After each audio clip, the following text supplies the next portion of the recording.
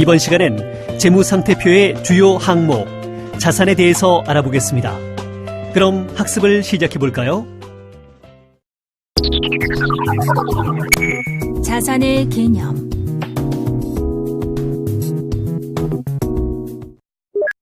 자산이란 기업이 경영활동을 수행하기 위해 소유하고 있는 것으로서 재화나 권리를 포함한 여러 가지 경제권 자원을 말합니다. 이는 우리가 흔히 말하는 재산과 비슷한 것인데 회계에서는 재산이라고 하지 않고 자산이라고 부릅니다. 학술적으로는 자산은 과거 거래나 사건의 결과로 기업이 통제하고 있고 미래 경제적 효익이 기업에 유입될 것으로 기대되는 자원으로 정의됩니다. 자원의 학술적 정의를 구체적으로 살펴보면 다음과 같습니다. 자산에 내재된 미래 경제적 효익이란 직접 또는 간접으로 미래 현금 및 현금성 자산이 기업에 유입되도록 기여하게 될 잠재력을 말합니다. 예를 들어 매출 채권은 미래 현금으로 회수될 것이므로 직접적으로 미래 현금 유입에 기여할 것이며 건물이나 기계장치와 같은 설비 자산은 영업활동에 사용됨으로써 간접적으로 미래 현금 유입에 기여할 수 있으므로 모두 미래 경제적 효익을 가지고 있습니다. 통제란 경제적 효익을 배타적으로 누릴 수 있음을 의미합니다. 수취 채권과 부동산을 포함한 대부분의 자산은 그 통제가 소유권과 같은 법률적 권리와 관련되어 있습니다. 그러나 소유권과 같은 법률적 권리가 자산의 존재를 판단함에 있어 필수적인 것은 아닙니다. 일반적으로는 경제적 효익에 대한 통제력은 법률적 권리의 결과이지만 경우에 따라서는 법률적 통제가 없어도 자산의 정의를 충족시킬 수 있습니다. 기업의 자산은 과거의 거래나 사건의 결과로 창출됩니다. 따라서 미래에 발생할 것으로 예상되는 거래나 사건 자체만으로는 자산이 창출되지 않습니다. 예를 들어 재고 자산을 구입하고자 하는 의도 그 자체만으로는 자산의 정의를 충족하지 못합니다. 한편 기업은 일반적으로 구매나 생산을 통하여 자산을 획득하지만 증여나 매장된 광물의 발견 등과 같이 구매나 생산 이외의 다른 거래나 사건도 자산을 창출할 수 있습니다. 자산의 분류 및 주요 과목. 자산에는 많은 항목들이 있고 그 성격도 다양합니다. 재무상태표 작성 시에는 1년을 기준으로 자산을 유동자산과 비유동자산으로 구분합니다. 이를 1년 기준이라고 합니다.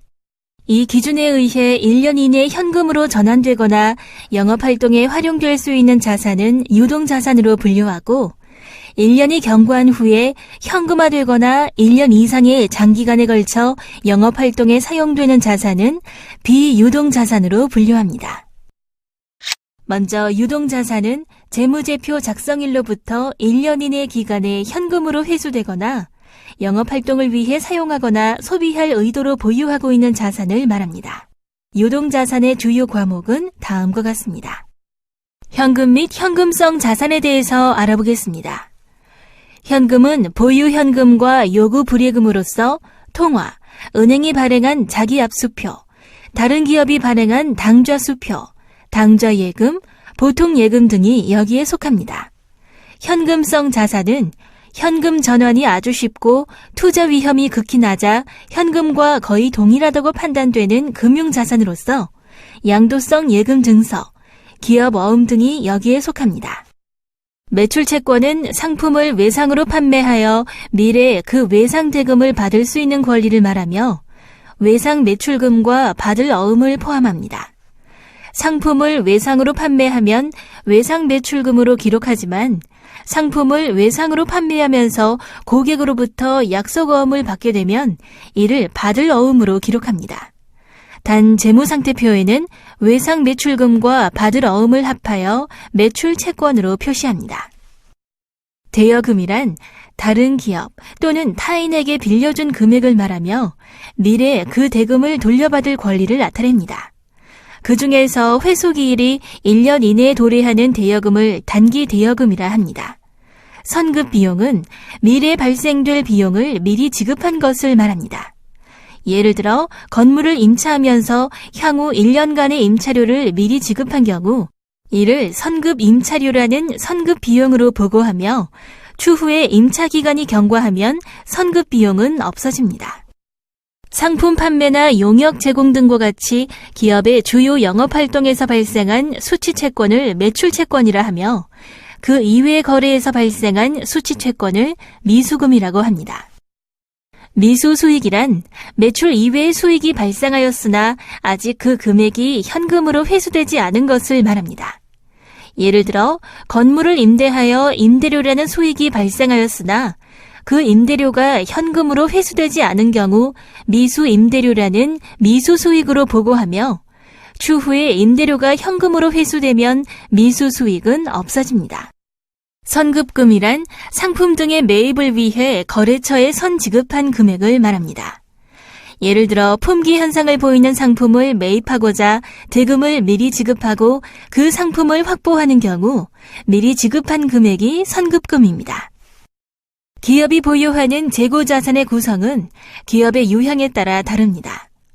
상품 매매 기업의 재고자산은 상품이며 제조기업의 재고자산은 제품, 원재료, 제공품으로 구성됩니다. 재고자산 중 상품과 제품은 판매를 목적으로 보유하는 자산입니다. 따라서 동일한 자산이라 하더라도 판매 목적으로 보유하는 것이 아니면 재고자산으로 분류하지 않습니다.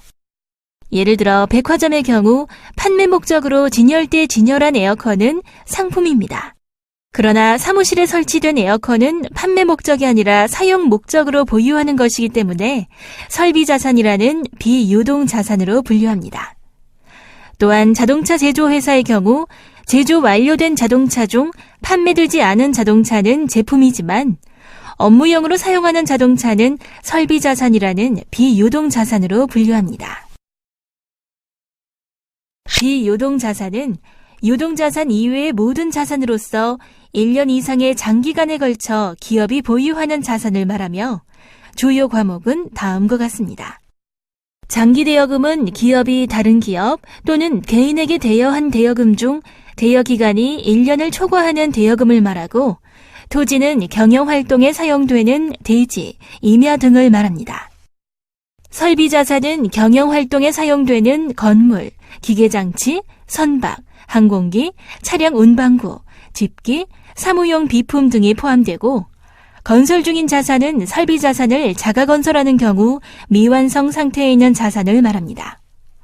자가건설이 완료되면 건설 중인 자산의 금액은 해당 자산으로 대체되어 없어집니다.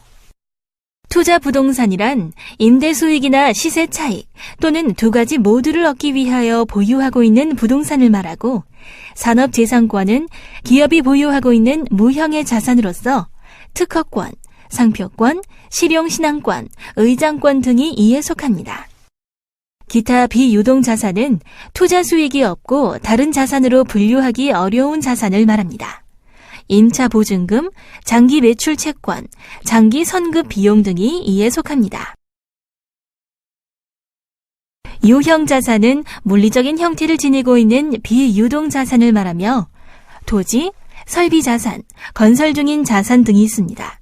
무형자산은 물리적인 형태는 없지만 기업에 경제적 효익을 제공해주는 비유동자산으로 산업재산권, 개발비, 영업권, 광업권 등이 있습니다. 참고로 금융자산은 거래 상대방에게서 현금 또는 다른 금융자산을 숙지할 수 있는 계약상의 권리를 말합니다. 현금 및 현금성 자산은 그 자체가 교환의 금융자산에 해당됩니다. 거래 상대방에게서 현금 또는 다른 금융자산을 수취할 수 있는 계약상의 권리에는 대여금, 매출채권, 미수금, 미수수익 등이 포함됩니다. 한편 다른 기업이 발행한 지분증권이나 채무증권을 취득했다면 취득자의 입장에서는 이들 증권도 금융자산이 됩니다. 그러나 선급금과 선급비용은 거래 상대방에게서 현금이 아니라 재화나 용역을 제공받을 권리이기 때문에 금융자산에 해당되지 않습니다. 지금까지 학습한 내용을 퀴즈를 통해 확인해 보도록 하겠습니다. 스타트 버튼을 눌러 퀴즈를 풀어보세요.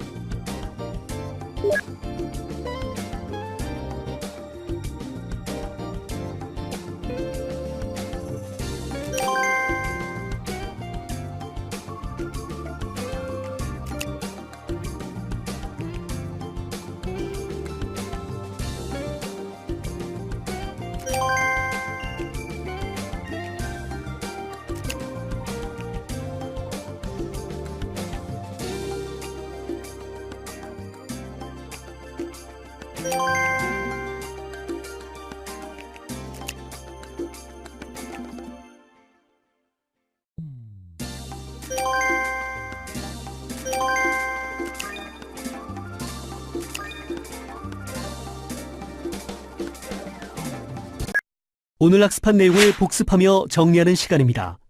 자세한 내용은 확인해 보세요.